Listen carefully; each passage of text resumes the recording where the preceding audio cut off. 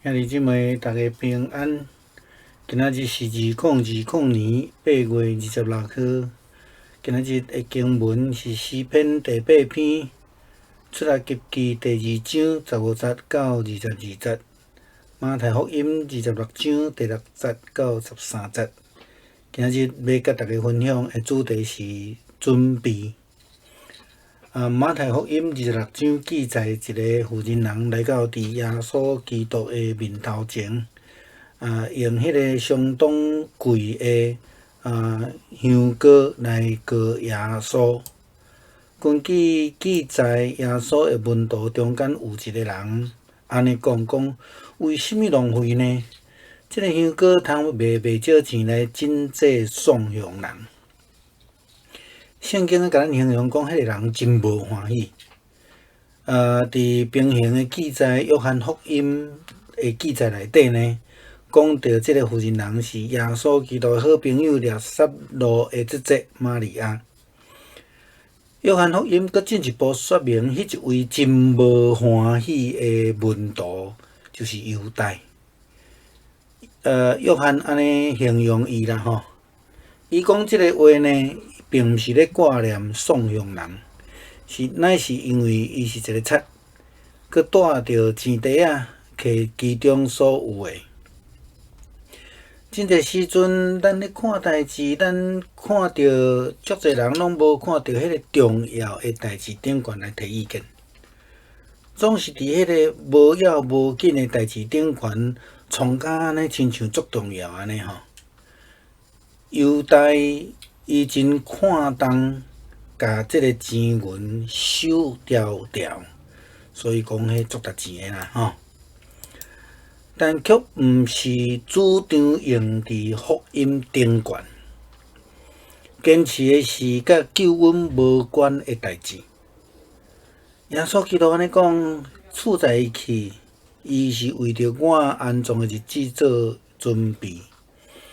因为常常有送养人甲恁伫地，只是恁无常常甲我伫地。为着主耶稣的安葬来准备的。主耶稣基督的安葬是代表着什么呢？是代表上帝所赏赐的救恩。所以，这个香膏是为着救恩来准备的。这项代志有重要无？当然是真重要啦吼。咱另外一个经文看到摩西对埃及来导南出到这个旷野。去到伫真遥远的米甸的旷野的时阵，伊伫遐拄着7位查某囡仔，去互其他的各样的人来欺负。上帝准备了摩西伫迄个所在出现，来帮助遮的查某囡仔顺利，互因的羊群有水通啉。即家人呢，正是米甸的祭司叶忒罗的即家啦吼。上帝也预备即个家庭来救着逃难中的摩西，互伊不但有通好架脚的所在，搁伫遐来带着叶忒罗的大查某囝西波拉，并且伫遐定居落来。不但安尼，上帝搁准备叶忒罗来成做摩西的 mentor 吼，老师吼。伫遐来引传伊有关敬拜上帝的代志，甚至到落尾来教导伊要安怎来管理带领的即个一群以色列人。所以咱知影迄种千夫长啦、百夫长啦、50夫长啦、10夫长即个制度呢，就是安尼来建立起来。伫米甸架脚的日子，摩西就甲伊的后生号名叫做吉顺，迄个意思就是讲我伫外邦做一个架脚的。上帝的计划真歹去测度，咱昨已经有讲着。毋但安尼尔，上帝阁有真长、真远的计划甲准备。伊准备摩西用80天的时间。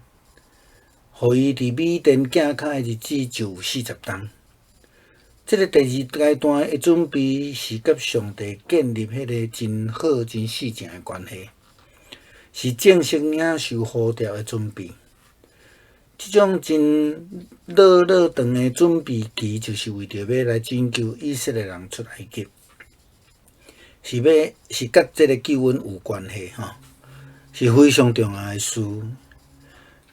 亲像上帝准备约瑟共款，拢总估计起来差不多是22冬的时间，上帝准备约瑟，互伊伫埃及咧做宰相。成做以色列家的救赎，会通脱离迄个饥荒的困境。这个约瑟可能伫17岁时就互因阿兄来出卖。这是创世纪37章的第2节。30岁伊就做埃及的宰相，这记载伫创世纪41章的46节。然后经过7年的丰收，当伊的厝里的人来甲伊见面的时阵，是饥荒的第2年。创世纪第45章第6节，安尼加起来才有22冬。上帝准备、上帝计划、上帝的道路，确实是超过咱所会当了解的。这一次中共武汉的肺炎影响全世界，到底上帝旨意是啥物？咱还阁活伫即个中间，咱无法度明白，也无法度看透未来啦，迄个结果但是咱已经看到一寡影响伫咧，比如讲，因为中共甲第三世界的工厂，因为工厂来关起来，所以空气污染啦大大来减少。听讲迄个臭氧层的迄个空慢慢已经补倒转来。世界处事也咧重新整理的中间，国际关系也伫持续咧变化的中间。科学家、医学家更较明白人的科技能力、医疗的财物，还阁有侪不足的所在。人际关系也不断在改变的中间。过去咱可能用握手来表达社交文化的记号。这个动作也渐渐去用改掉，真自然就改掉啊！上帝咧准备什么诶？咱无法度知。好若亲像耶稣基督受高抹时诶温度共款，咱毋知影，温度嘛毋知影。不过虽然安尼，咱必须要有一个确信，万事拢有上帝诶准备，并且是甲救恩有关。咱必须要抓条正确的方向，亲像保罗甲提倒的提醒，要伫正确的教导顶悬来坚持。昨牧师伫第二部分的结论的时阵有提到，顺服是互咱真简单、真直接、明白、袂通测度上帝的一个方式。其实咱来看倒来今仔经文，犹太上大的问题就是伊拢想家己啦，佮做家己想的对伫耶稣基督甲伊讲的话，伊完全无咧听，所以伊就对袂着这个上帝准备救恩这条路。弟兄姊妹平安，今天是2020年的8月26号。今天的经文是诗篇第8篇，出埃及记第2章15节到22节，马太福音26章第6到13节。我们今天要分享的主题是预备。马太26章的经文记载了一位妇女，她来到耶稣基督的跟前，她用了相当昂贵的香膏给耶稣膏抹。根据圣经的记载，耶稣基督的门徒当中有一个人说：为什么这么浪费？这香油膏可以卖不少钱来救济穷人呢。圣经形容说话的人非常的不高兴。约翰福音的平行记载里面说到，这一位妇人是耶稣基督的好朋友拉撒路的姐姐玛利亚。那约翰福音又提供我们更进一步说明，那一位很不高兴的门徒是犹大。约翰这样的记载形容他他说这话并不是挂念穷人，乃因他是个贼，又带着钱囊，常取其中所存的。是的，我们很多时候我们看到许多的人都在不重要的事件上面来提意见来讨论，总是跟这些无关紧要的事上面弄得好像非常重要一样。犹大看重的是守住钱财，可是并不是要用在福音或是救恩上面，坚持的是与救恩无关的事情。耶稣基督这样说：由他去吧，他是为我的安葬之日存留的，因为常有穷人和你们同在，只是你们不常有我。为了主耶稣基督的安葬而预备。主耶稣基督的安葬代表的是什么呢？就是上帝所赐下的救恩。为了救恩而预备，那么这件事情重要吗？当然非常重要。我们看到经文里面，出埃及记的经文里面，摩西从埃及逃难出来，出了旷野，到了遥远的米甸旷野去的时候，在那边遇见了7位女生，正被其他的男性牧羊人欺负。上帝预备了摩西出现在那个地方，帮助他们能够顺利的让羊群喝水。而这一个家庭呢，正是米甸祭司的叶特罗的一家。上帝预备了这一家，救了逃难中的摩西，让他不但有落脚的地方，更因此而娶了叶特罗的大女儿希波拉，并且定居下来。上帝又预备了叶特罗成为摩西的导师，教导他有关敬拜上帝的事，甚至后来在带领以色列出埃及的路上，教导他管理的处理。所以设立了千夫长、百夫长、50夫长、10夫长的制度。在米甸寄居的摩西就把儿子取名为革顺，意思就是因为我在外邦做了寄居的人。其实上帝的计划是很难去测度的。